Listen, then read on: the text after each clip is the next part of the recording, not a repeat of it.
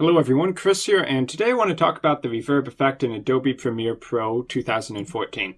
Now, what the reverb effect is for audio effects, it allows you to basically simulate having a large room or the speaker being inside of a large room that echoes a lot and gives you that reverb effect. The reverb is the echo that bounces off all of these supposed walls that are just created by adding the reverb effect into Adobe Premiere Pro.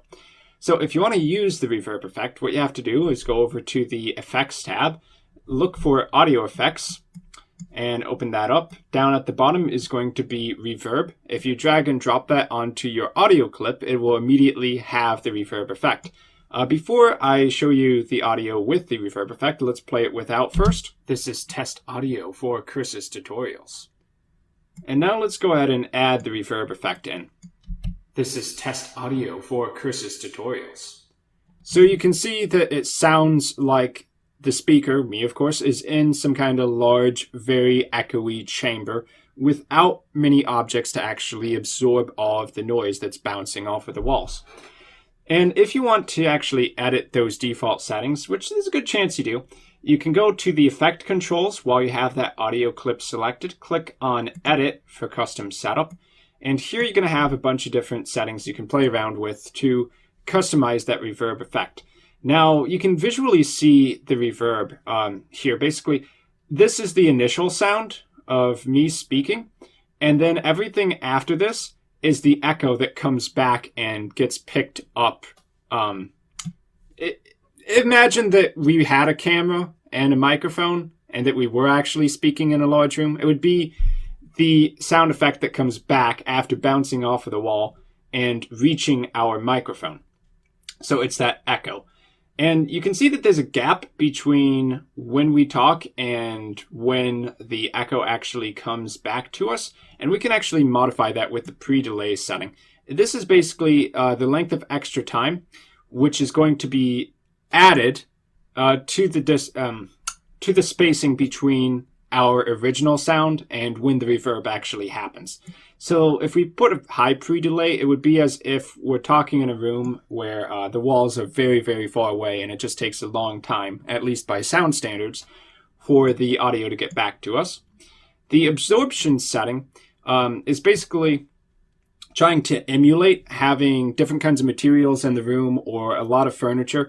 If you have a lot of absorption, it's trying to simulate having walls that are very sound absorbing or lots of furniture in the room that kind of does the same thing. So if we bumped this up from 0%, it would decrease the amount of reverb that actually happens.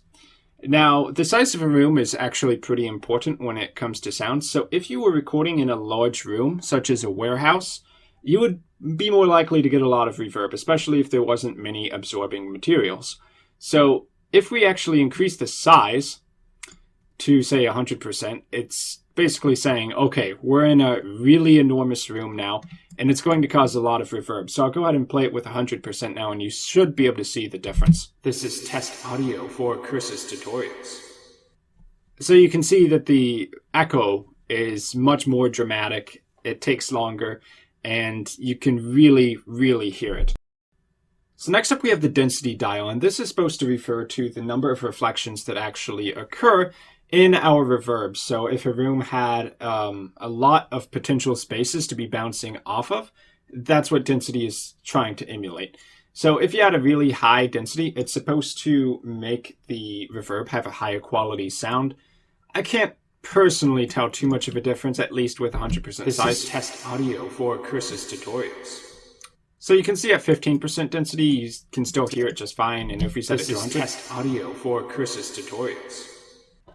Doesn't really sound all that different to me, but it's supposed to be higher quality, more rich sounding reverberation.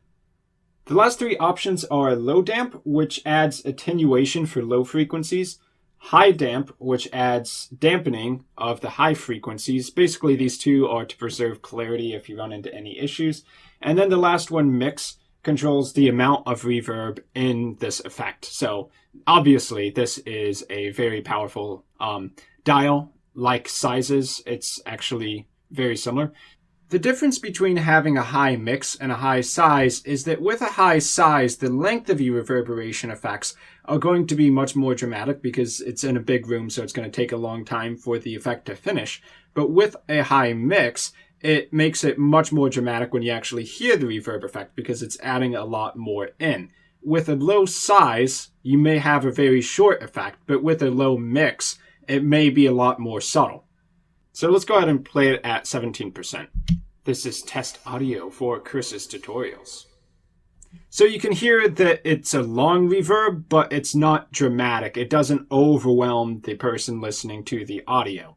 Whereas if we set the mix to 100% and the size down to, say, 17, 18, 19%, that's fine. So let's go ahead and try it with the 19.5% size and 100% mix. This is test audio for Chris's tutorials. And you can clearly hear that it is a very short reverb effect because we're dealing with a small simulated room.